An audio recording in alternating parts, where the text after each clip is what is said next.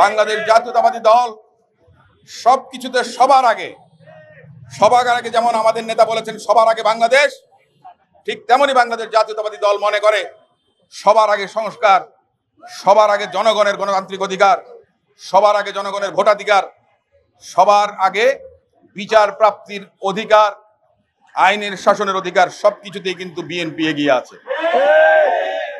যারা মুক্তিযুদ্ধের soul agent ছিল, পতিত স্বৈরাচার, দুটো তিনটি উদাহরণ দেই।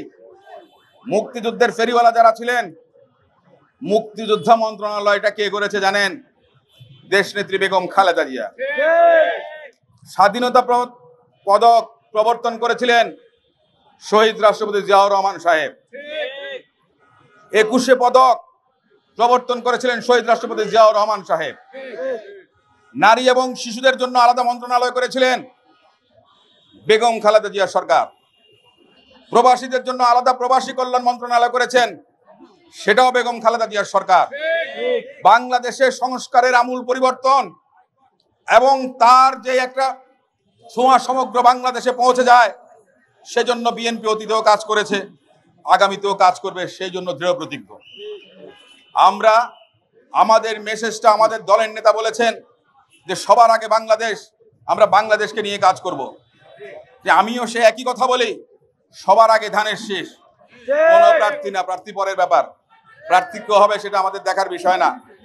আমাদের নেত্রী বেগম খালেদা জিয়া, আমাদের নেতা জনাব তারেক রহমান সাহেব, আমরা বিএনপির রাজনীতি করি।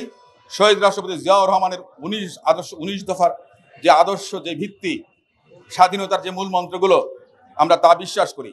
আমরা জনগণের কাছে আমাদের সেই মেসেজটা পৌঁছিয়ে দেব যে অন্যদের থেকে বিএনপি কেন আলাদা, এবং বিএনপি অতীতে পেরেছে, আগামীতেও ইনশাল্লাহ পারবেন।